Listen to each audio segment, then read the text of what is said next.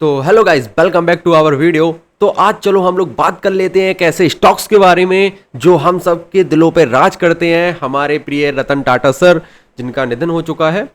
And उनकी याद में मैं एक ये वीडियो बनाया था, आप कुछ दिन पहले जाके देख सकते हो। मैंने उनकी कंपनी के बारे में अच्छे से डिस्क्राइब किया था एंड फिर से मैं उनके स्टॉक्स के बारे में कुछ इंपॉर्टेंट चीज़ें आपको बताने वाला हूं। तो चलो चार्ट पर आपको पहले चार्ट पर लेवल भी दिखाऊंगा एंड इसके बाद इसका फंडामेंटल एनालिसिस भी बताऊंगा एंड एफआईडीआई ने कहां पे इनकी होल्डिंग्स बढ़ाई है वो भी आपको बताऊंगा। चलो सबसे पहले आपको दिखाता हूं, क्या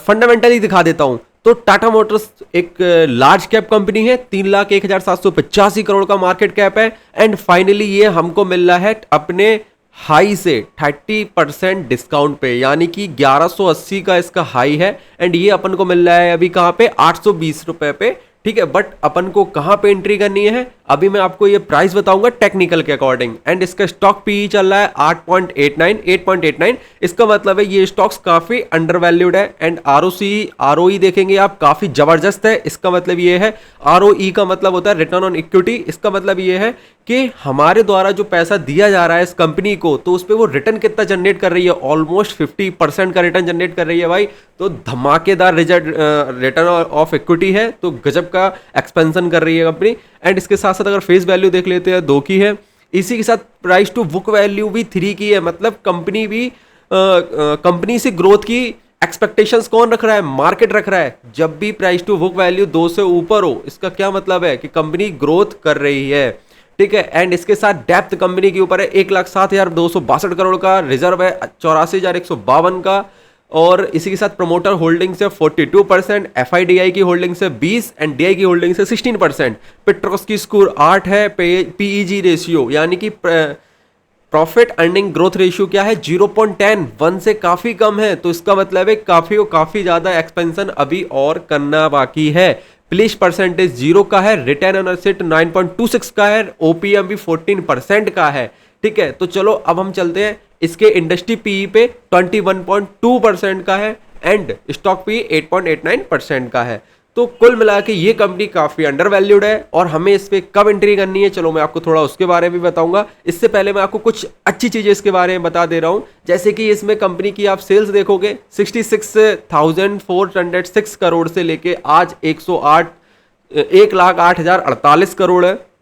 एंड इसी के साथ अगर हम क्वार्टर एंड क्वार्टर बेसिस पे देखेंगे तो थोड़ा सा निग्लिजिबल है, बट ईयर बेसिस पे यहाँ पे काफी अच्छी ग्रोथ भी दिखाई दी कंपनी ने। अभी इसके सितंबर का रिजल्ट आने वाला है तो उसको भी हम लोग थोड़ा एनालिसिस करेंगे। एंड इसके साथ साथ मैं आपको जो चीज दिखाना चाहता हूं चलो उसके बारे में पहले दिखा देता हूं कि एक चीज आप गौर करोगे, रिजर्व कंपनी का 36,999 था और आज जाके 44,152 है एंड पिछले क्वार्टर से जस्ट इसको डबल किया गया है। एंड इसमें जो डेप्थ था 1,34,000 का था, अब 1,07,000 का बचा है, यानी कि डेप्थ को कंपनी कम कर रही है एंड रिजर्व को कंपनी जस्ट डबल करके बढ़ा रही है। तो भाई गजब की इन्वेस्टमेंट होने वाली है। एंड एक चीज आपको और दिखाता हूं, cash from operating activity plus में है, इन्वेस्टिंग माइनस में है एंड फाइनेंसिंग भी माइनस में है। देखो इन्वेस्टिंग और फाइनेंसिंग क्यों माइनस में है एंड होना भी चाहिए, क्योंकि कंपनी जब तक इन्वेस्ट नहीं करेगी तो एक्सपेंड कैसे करेगी, एंड कंपनी जब तक फाइनेंस में नहीं करेगी तो फिर एक्सपेंड कैसे करेगी मेरे भाई, अपना इंटरेस्ट कैसे जनरेट करेगी वो।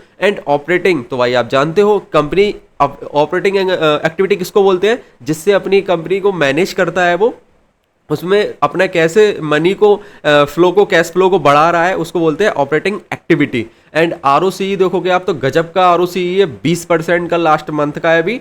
ठीक है, अब देखते हैं हम लोग प्रोमोटर्स एफआईडीआई की शेयर होल्डिंग्स। आप देखोगे कि जून क्वार्टर में 46% था प्रोमोटर्स एंड 42% पे अभी सितंबर में प्रोमोटर्स हैं। तो डरने की कोई बात नहीं है कि प्रोमोटर्स अपने स्टेक को क्यों बेच रहे हैं, शायद कंपनी में कोई गड़बड़ी होने वाली है। नहीं भाई, इसकी कंफर्मेशन आपको दे रहा है कौन, एफआईडीआई। आप उसका डेटा चेक करोगे तो एफआई ने पिछले मंथ से यहां देखोगे आप 18 था, अब 20 कर लिया है, यानी कि 2.30% के लगभग इसने बढ़त की हुई है। एंड डीआई ने देखिए 1% का स्टेक, 1% नहीं उससे कम का स्टेक बढ़ाया है, बट थोड़ा सा स्टेक बढ़ाया है। ठीक है। एंड इसी के साथ जो पब्लिक है उसने भी थोड़ा सा स्टेक बढ़ाया है, बट इससे हमें कोई डरने की बात नहीं है, बिकॉज FIDI स्टेक बढ़ा रही है तो क्यों, क्योंकि वो पागल तो है नहीं, उनके पास हमसे भी अच्छे एनालिस्ट बैठे हैं। जब वो स्टेक बढ़ा रही है तो इसका मतलब है कंपनी में कोई भी ऐसी खराबी नहीं है। तो चलो अब चलते हैं टेक्निकल चार्ट के ऊपर, जिसपे हम लोग लेवल्स मार्क करेंगे कि हमें को कहां एंटर होना है। तो finally Tata Motors stocks technical analysis. तो देखो सभी लोग कह रहे हैं कि अभी ये बाय करने का सबसे अच्छा प्राइम टाइम है, बट मेरे अकॉर्डिंग, मेरे लेवल्स के अकॉर्डिंग अभी इसमें थोड़ा और करेक्शन आना बाकी है। बट हम क्या कर सकते हैं, यहाँ पे थोड़ी थोड़ी क्वांटिटी को ऐड ऑन कर सकते हैं, जिसमें हमारा पहला लेवल होगा 775 का एंड सेकंड लेवल होगा हमारा 735 से लेके 750 का। तो हम इन दो लेवल्स पे, या आप समझ सकते हो कि ये जोन है जहां पे हम इस स्टॉक को बाय कर सकते हैं, और यहां से भी अगर स्टॉक फिसलता है तो हमारा नेक्स्ट जो सपोर्ट होगा वो होगा 685 से लेके 700 का। तो मेनली मेरे अकॉर्डिंग अगर आप बाय करोगे तो पहला स्टॉक है, मतलब पहला जो मेरे अकॉर्डिंग सपोर्ट है, देखो मेरे अकॉर्डिंग ये जो जोन बना हुआ है ना 777 से लेके 735 तक का, ये एक क्रूशियल जोन है। आप यहां पे आके बाय कर सकते हो, कोई दिक्कत नहीं है। अगर जोन यहां फंस गया मार्केट और यहां से ऊपर ब्रेकआउट देता है तो यहां से एक अच्छी खासी रैली भी आपको देखने को मिल सकती है। मैं इसमें 735 पर एंटर कर जाऊंगा, एंड अगर इससे भी नीचे फिसलता है तो मैं सीधा एंटर करूंगा 685 पे। ठीक है, 735 और 685 ये मेरे दो लेवल है बट गजब से। बट मैं थोड़ी थोड़ी क्वांटिटी ऐड ऑन करूंगा 775 पे भी एंड 695 पे भी। सो कैसा लगा आपको एनालिसिस? एंड नेक्स्ट आपको किसी भी स्टॉक के बारे में एनालिसिस चाहिए हो तो भाई को फॉलो कर लो, सब्सक्राइब कर लो, एंड कमेंट में मैसेज कर दो या DM कर दो आपको किस पे एनालिसिस चाहिए। एंड इंस्टाग्राम पे आप फॉलो कर सकते हो, जिसपे मैं पर डे स्टॉक्स देता हूं जो नेक्स्ट डे रॉकेट होते हैं। सो मिलते हैं नेक्स्ट वीडियो में।